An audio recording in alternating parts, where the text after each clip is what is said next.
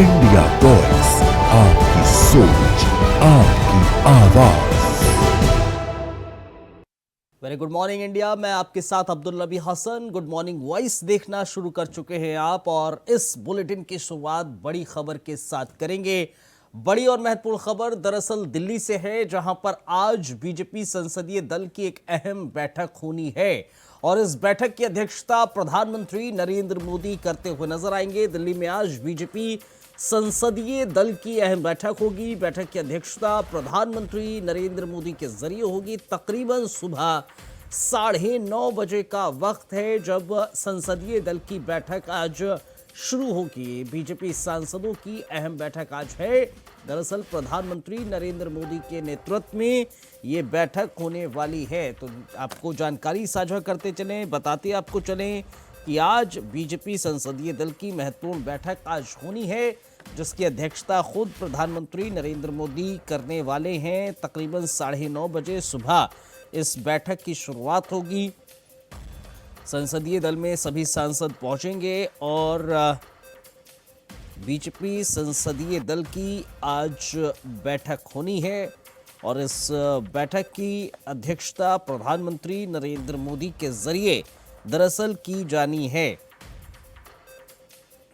तो महत्वपूर्ण खबर आपको हम बता रहे हैं। तकरीबन आज 9:30 बजे, अब से कुछ देर के बाद, इस बैठक की अध्यक्षता प्रधानमंत्री नरेंद्र मोदी के जरिए की जाएगी, और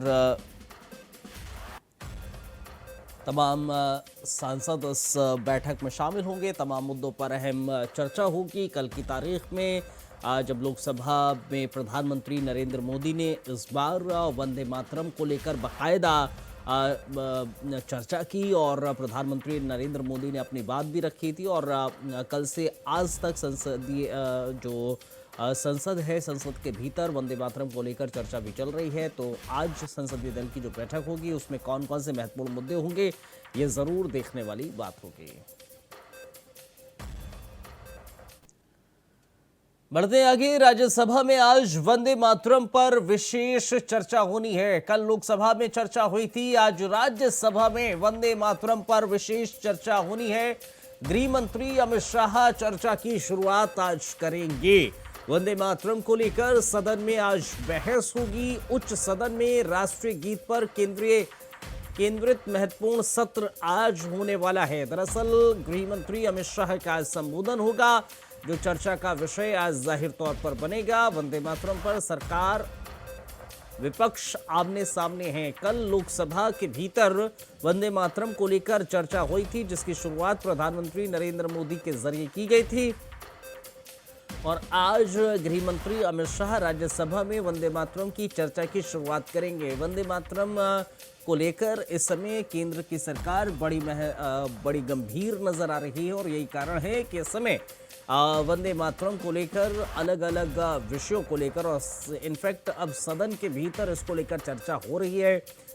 ये विशेष सत्र बाकायदा वंदे मातरम की चर्चा को लेकर आयोजित किया गया। कल की तारीख में लोकसभा में वंदे मातरम को लेकर चर्चा की गई, जिसमें सत्ता पक्ष में प्रधानमंत्री नरेंद्र मोदी ने इसकी शुरुआत करी, और विपक्ष ने भी अपना तर्क इस मुद्दे को लेकर दिया। हालांकि विपक्ष का ये कहना है कि वंदे मातरम के जरिए महत्वपूर्ण विषयों से भटकाने की कोशिश की जा रही है। वंदे मातरम को लेकर सरकार राजनीति कर रही है, इस बात का जिक्र विपक्ष की ओर से किया गया। हालांकि अब उच्च सदन में आज यानी कि राज्यसभा में वंदे मातरम को लेकर गहन चर्चा होनी है, जिसकी शुरुआत खुद गृह मंत्री अमित शाह की तरफ से की जाएगी। गृह मंत्री इसकी शुरुआत करेंगे, और उसके बाद राज्यसभा में विपक्ष के तमाम जो लीडर्स हैं वो अपनी बात रखेंगे। इस पर बहस होगी, चर्चा होगी।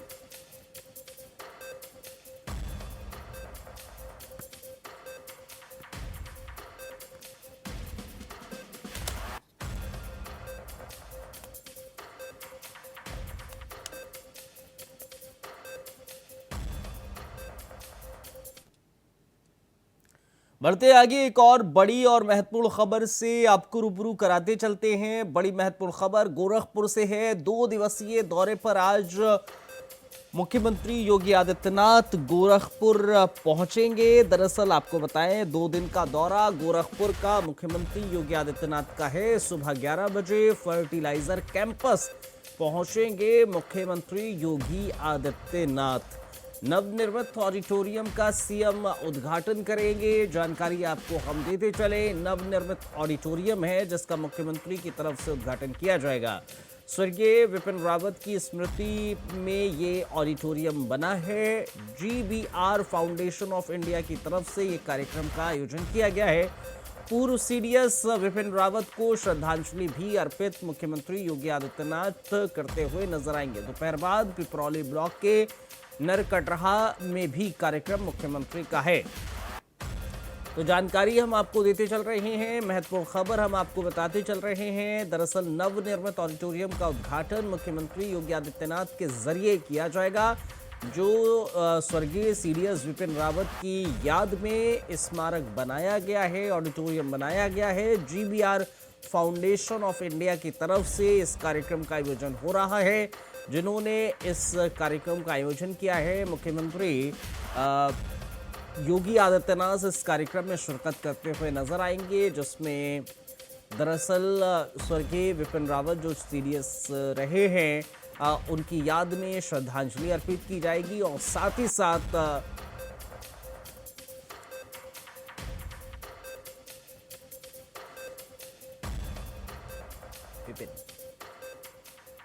प्रिंस तिवारी हमारे साथ, हमारे संवाददाता गोरखपुर से फोन लाइन पर जुड़ गए हैं और ज्यादा जानकारी हम हासिल करते हैं प्रिंस से। प्रिंस, क्या आज कार्यक्रम है मुख्यमंत्री का, जरा विस्तार से बताइए। देखिए, बिल्कुल आपको बता दें कि सीएम योगी का गोरखपुर दौरा है और जब जब गोरखपुर दौरा होता है तो उनका दौरा भी एक अहम दौरा हो जाता है। चाहे विकास को लेकर के बात करें या किसी अन्य मुद्दों को लेकर के चर्चाएं की बात करें, तो सीएम योगी का गोरखपुर दौरा है। ये दौरा अपने आप में एक महत्वपूर्ण दौरा है। सीएम योगी आज देश के पहले CDS chief of defence staff स्वर्गीय विपिन रावत की स्मृति में बने ऑडिटोरियम का उद्घाटन करेंगे। उसी के साथ उनकी प्रतिमा का भी अनावरण करेंगे। इसके साथ निर्माण सैनिक प्रोजेक्ट में राज्य सरकार द्वारा कराया गया जो जनरल बिपिन रावत जी की 4थी पुण्यतिथि के अवसर पर भी वहां पे कार्यक्रम रखा गया, जहां पर तमाम अधिकारी मौजूद रहेंगे। उसी के साथ इस कार्यक्रम का मकसद ये है कि जितने भी जो सैनिक में पढ़ रहे जो छात्र हैं, जो छात्राएं हैं, उन लोगों में एक नया विचारधारा भरे देश के प्रति की, मतलब देश के प्रति किस तरीके से कार्य करते हैं। तो तमाम इन सब चीजों को देख करके सीएम योगी आज जो है देश के सबसे पहले ऑडिटोरियम का उद्घाटन करेंगे। उसी के साथ उनके प्रतिमा का भी अनावरण करेंगे। इसके साथ कई जगह सीएम योगी का कार्यक्रम है, उस कार्यक्रम में भी जो है सीएम योगी शिरकत करेंगे जी। और उसके बाद पिपरौली में भी उनका कार्यक्रम है एक। जी, देखिए, सीएम योगी का पिपरौली क्षेत्र में भी नए ITI का उपहार देंगे। उसी के साथ आज जो है सीएम योगी का पिपरौली क्षेत्र के गांव नरकटराहा में बने राजकीय ITI उद्योग प्रशिक्षण संस्था का भी लोकार्पण करेंगे। अब आपको बता दें कि ITI एक ग्रामीण क्षेत्र में, जब शिक्षा की बात आती है तो ग्रामीण क्षेत्र से भी लोग शहरी में आते हैं, तो अब उस शहर में उनको ज्यादातर ना आना पड़े, ग्रामीण क्षेत्रों में भी यानी मतलब गाँव साइड में उन्हें बेहतर शिक्षा मिले, इसको लेकर के भी सीएम योगी जो है पूरी तरीके से सतर्क रहते हैं, मतलब सतर्क रहते हैं। उसी के साथ जो है जब गोरखपुर आते हैं तो अधिकारियों के साथ इन्हीं कई मुद्दों को लेकर के भी जो है बैठक भी करते हैं, वार्ता भी करते हैं। जहां आज सीएम योगी का जो है पिपरौली की तरफ जो है उनका रुख होगा, जो वहां पे जाएंगे और वहां पर बाकायदे जो है उसका जो है पूरा लोकार्पण करेंगे जी। एक और बहुत शुक्रिया प्रिंस तिवारी आपका तमाम जानकारी साझा करने के लिए। जाहिर तौर पर मुख्यमंत्री का आज गोरखपुर का दौरा है, तमाम प्रोग्राम्स हैं मुख्यमंत्री के जिसमें शिरकत करते हुए नजर आएंगे। बढ़ते आगे एक और महत्वपूर्ण खबर आपको बताते हैं। इंडिगो संकट पर आज दोपहर 12 बजे सरकार का बड़ा बयान आएगा। नागरिक उड्डयन मंत्री राम मोहन नायडू एक प्रेस ब्रीफिंग करने वाले हैं, तो जाहिर तौर पर बड़ा बयान निश्चित तौर पर आ सकता है। नायडू दोपहर में बातचीत करेंगे इंडिगो संकट को लेकर मंत्री नायडू की महत्वपूर्ण घोषणा आज होगी। एविएशन सेक्टर की हलचल पर मंत्रालय आज स्पष्टीकरण देगा, या यूं कह लीजिए स्पष्ट बयान आज दिया जाएगा। इंडिगो विवाद पर मंत्री का बयान तय करेगा कि आगे की दिशा क्या है। 12 बजे दरअसल इंडिगो संकट पर सरकार की आधिकारिक प्रतिक्रिया सामने आएगी। इंडिगो संकट पर 12 बजे बयान ये सामने आने वाला है। महत्वपूर्ण और खबर आपको बताते चले, उड्डयन मंत्री की तरफ से प्रेस ब्रीफिंग दोपहर 12 बजे की जानी है और इस ब्रीफिंग में ये तय होगा कि किस तरह के कार्य किए गए हैं और क्या कुछ मंत्रालय, उड्डयन जो मंत्रालय है वो किस तरह से इंडिगो संकट पर नज़र बनाए है, या फिर आगे का जो भी प्लानिंग है किस तरह संचालन करना है, जो परेशान हाल लोग हैं उनकी परेशानियों को कैसे दूर करना है, उस बाबत निश्चित तौर पर नायडू बात रखते हुए नज़र आ सकते हैं। हालांकि इससे पहले एक बयान में उन्होंने साफ तौर पर कह दिया था कि भाई इसमें मंत्रालय का कोई हस्तक्षेप ही नहीं है, सरकार का कोई हस्तक्षेप ही नहीं है। उस बयान को लेकर तगड़ी किरकिरी हुई थी नायडू की, लेकिन अब आज जब दोपहर 12 बजे एक प्रेस ब्रीफिंग करेंगे तो उसमें ये देखने वाली बात होगी कि आखिर क्या कुछ वो बातें रखते हैं।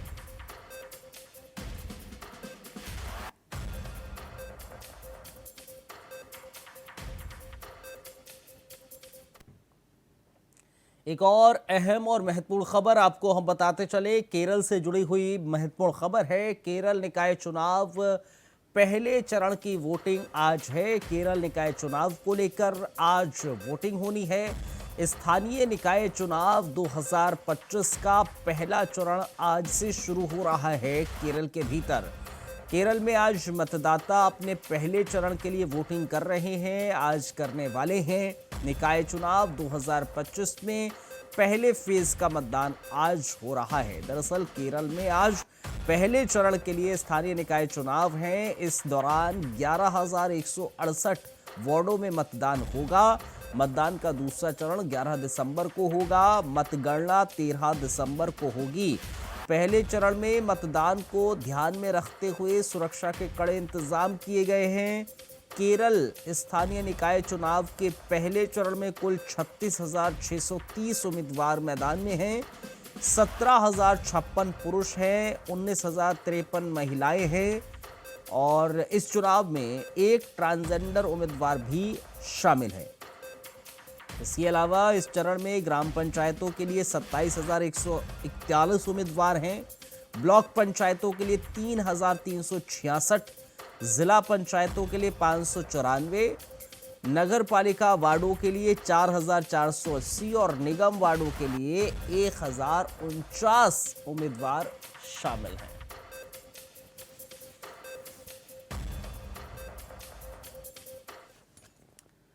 महत्वपूर्ण खबर एक और आपको बताते चले, जानकारी आपको देते चले। ट्रंप ने मैक्सिको पर 5% टैरिफ की धमकी दी है। तो बड़ी और महत्वपूर्ण खबर आपको हम बताते चले, ट्रंप ने मैक्सिको पर 5% टैरिफ की धमकी दी है। टेक्सास किसानों को पानी की कमी पर चिंता भी जताई है। महत्वपूर्ण खबर, जानकारी आपको देते चले। टेक्सास किसानों को पानी की कमी की चिंता जताई है। अनुचित पानी की समस्या के कारण ट्रंप का कड़ा रुख सामने आया है। दरअसल अमेरिका और मैक्सिको व्यापार पर टैरिफ बढ़ाने की चेतावनी ट्रंप ने दी है। ट्रंप ने किसानों के हित में मैक्सिको पर दबाव डाला। आपको बताते चले, किसानों को पानी की कमी को लेकर चिंता जाहिर की गई है। टेक्सास किसानों को पानी की कमी को लेकर अब ट्रंप का एक और टैरिफ वॉर एक नए देश में देखने को मिल रहा है। मैक्सिको पर 5% टैरिफ लगाने की धमकी डोनाल्ड ट्रंप ने दरअसल दी है। अमेरिका और मैक्सिको व्यापार पर चिंता जाहिर तौर पर बढ़ती हुई नजर आएगी, क्योंकि 5% टैरिफ बढ़ाने की चेतावनी ट्रंप की तरफ से मैक्सिको को दी गई।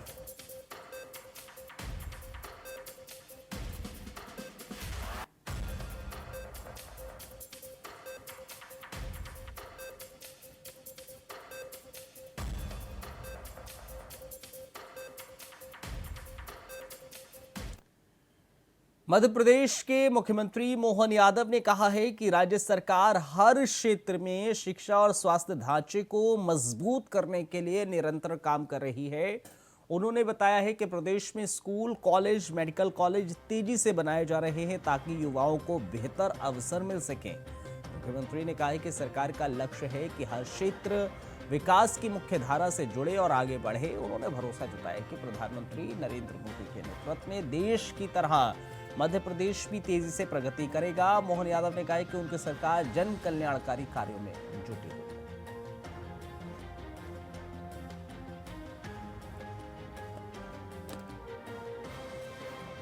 प्रायोरिटी है, हमारी सबकी प्रायोरिटी है। बुंदेलखंड में केन बेतवा नदी जोड़ों के माध्यम से यशस्वी प्रधानमंत्री के द्वारा ये अद्वितीय सौगात नदी जोड़ो अभियान के माध्यम से मिली थी, जिसके कारण से बुंदेलखंड का, मध्य प्रदेश का और उत्तर प्रदेश का ये दोनों इलाके मिलाकर के सिंचाई के लिए, उद्योग के लिए, पीने के पानी के लिए बुंदेलखंड की सारी चीज़ों में से केवल एक ही काम की कमी थी, पानी की। और हमारी सरकार ने नदी जोड़ो अभियान के माध्यम से देश भर में नंबर 1 का स्थान बनाया। जब हम राजस्थान, उत्तर प्रदेश, महाराष्ट्र सभी के साथ नदी जोड़ो अभियान में सबसे आगे निकले और यशस्वी प्रधानमंत्री ने नदी जोड़ो अभियान के लिए 90% की ग्रांट दे करके हमारे पूरे क्षेत्र के लिए सभी तरह से, जैसा मैंने पूर्व में उल्लेख किया, पीने के पानी, औद्योगिकरण और सिंचाई के लिए पर्याप्त रूप से जलराशि का प्रयास किया। साथ ही साथ बुंदेलखंड को लेकर के हमने अपने इस स्थान पर टूरिज्म को भी बढ़ावा देने के लिए, आपको उल्लेख होगा कि ये ओबेरॉय ग्रुप के माध्यम से पूरे देश का सर्वश्रेष्ठ एक ऐतिहासिक किले के रूप में जो प्रॉपर्टी थी, आज वो अपना एक विशेष स्थान बनाते हुए हमारे पन्ना रिजर्व टाइगर और साथ ही साथ पर्यटन के बाकी गतिविधि चलाने के लिए ये अद्भुत स्थान बना है। हमने टूरिज्म के इधर छत्तीसगढ़ के मुख्यमंत्री विष्णुदेव साय ने कहा है कि लोकतंत्र में जनता सबसे बड़ी ताकत होती है और सरकार का हर निर्णय जनता की सुविधा और हित को ध्यान में रखकर लिया जाता है। उन्होंने बताया कि किसी भी नियम कानून को बनाने से पहले संबंधित वर्गों से व्यापक विचार विमर्श किया जाता है, फिर निर्णय लागू होता है। मुख्यमंत्री ने कहा कि अगर कोई नियम जनता के हित में प्रभावी ना हो पाए तो अच्छी सरकार वही होती है जो समय समय पर उसमें संशोधन करे। देखिए, लोकतंत्र में जनता सब कुछ होती है।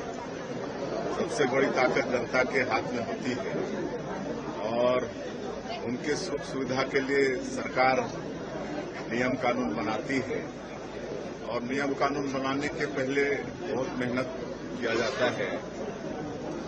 हर संबंधित वर्ग से विचार विमर्श किया जाता है, उसके बाद कोई नियम कानून बनता है। लेकिन उसके बाद भी कभी कभी जनता के हित में कुछ बात नहीं होती है। तो अच्छी सरकार तो वही है जो जनहित में कभी कभी अपना निर्णय में संशोधन भी कर दे। तो निश्चित रूप से गाइडलाइन दर को लेकर अभी कुछ बातें हैं, उसकी समीक्षा भी हो रही है, संबंधित लोगों से वार्तालाप भी कर रहे हैं और निश्चित रूप से उसमें कुछ आवश्यक होगा तो आवश्यक संशोधन भी। इधर नेता प्रतिपक्ष माता प्रसाद पांडे ने इंडिया वॉइस के संवाददाता राकेश कुमार से विशेष बातचीत की है। एसआईआर, धान खरीद, यूरिया खाद की किल्लत पर सरकार को घेरा है। क्या कुछ बातचीत हुई है, देखें जरा। हम बात करेंगे नेता प्रतिपक्ष माता प्रसाद पांडे जी हैं, क्या कुछ एसआईआर को लेकर कहते हैं, उनसे बात करते हैं इंडिया वॉइस पे खास बातचीत में। मिली नहीं रही है, इसलिए इन लोगों को तीसरे कैटेगरी में डाल रहे हैं। अभी जो बन रही वोटर लिस्ट उसमें सीधे नहीं इनको जोड़ रहे, थर्ड कैटेगरी में डाल रहे। थर्ड कैटेगरी का माने है कि 11 के बाद उनको ये नोटिस देंगे कि आप बताइए आप कैसे यहाँ हैं, आप सबूत दीजिए। तो आप सोचिए, हम यही हैं, रह रहे हैं 60 साल से, हम कौन सबूत ला के देंगे? और जब सबूत नहीं संतुष्ट होंगे तुम्हारा नाम वोटर लिस्ट से काट देंगे, हमको वोटर ही नहीं लाने देंगे। इस तरह से बहुत बड़ा षड्यंत्र चल रहा है। बात करें धान खरीद को लेके, बहुत ही भारी दिक्कतें हो रही हैं लोगों को अपनी धान बेचने के लिए। सर, इसको लेके क्या कहें? देखिए, धान खरीद सरकार को जितना करना चाहिए नहीं कर पा रही। ये बिचौलिए जो है 1800, 1600, 1400 पर धान खरीद रहे हैं और वही धान फिर ला करके सरकारी दुकानों पर बेचेंगे। इनका कुछ चल ही नहीं रहा। बड़े मुश्किल से हंगामा करने के बाद मैं करीब 100 कुंटल धान अपना बेच पाया हूँ। वो भी वहां भी लगे थे 1800 लेने वाले दलाल, वही घूमते रहते हैं, हमको दे दो, और ये मना कर देते हैं तो लोग जनरली 1200, 1300 पर बेचे। उनको बढ़े हुए दाम जो सरकार ने एमएसपी दी है, मिनिमम सपोर्ट प्राइस, उसका लाभ उनको नहीं मिल पा रहा। बात करें सर यूरिया खाद की, इस समय गेहूं की बुवाई भी चल रही है और सिंचाई भी, लेकिन किसानों को खाद मिल नहीं पा रहा, तो इसको लेके सर क्या? देखिए, सरकार की नीति होती है कि खाद की व्यवस्था जून में कर ली जाती है, और जून में जब रहता है तो ये इसलिए नहीं करते हैं, उसमें करोड़ों रुपया बैंक से लोन लेकर के खाद मंगाते हैं तो उसको ब्याज देना पड़ता है, इसलिए खाद बड़े पैमाने पर नहीं मंगाते। और जब इसका आ जाता है तो बड़े पैमाने पर खाद की संकट आ जाता है तो तमाम बहाने बनाते रहते हैं। खाद इन्हें हमारी सरकार थी अखिलेश जी की, पहले से मंगा के हम लोग रखे रहते थे, पहले ही गोदाम में रख देते थे, जितनी खाद जरूरत थी तो इनकी खाद है ही नहीं है। अब यूरिया का उत्पादन जितना होना चाहिए इनका हो नहीं रहा, बाहर से इनका जो समझौता था वो हो नहीं पा रहा, तो खाद की कमी ये झेल लें। दूसरी बात है, खाद में इन्हें सब्सिडी देनी पड़े, इसलिए सब्सिडी बचाने के नाते ये चाहते हैं लोग कम से कम खाद का प्रयोग करें, इसलिए खाद ये पहुंचा नहीं पा रहा है। अभी हम आते हैं, जाके देखिए कोऑपरेटिव को जिम्मेदारी दी गई, साधना सहकारी समिति, वो खाद बांटे, वो खाद ले जाते हैं, रख लेते हैं, 5 दिन अपने पास रखे रहते हैं, लोग दौड़ते रहते हैं। बहुत दबाव जब होता तो 100-200 बोरा बांट देते हैं, नहीं तो वो जो प्राइवेट दुकानदार हैं उनके हाथों बेच देते हैं। बड़े पैमाने पर इस तरह का यहाँ हो रहा है, तो यहाँ को डीएम को इसे देखना चाहिए, खाद को सुरक्षित कराना चाहिए, सुरक्षित किसानों को पहुंचाना चाहिए।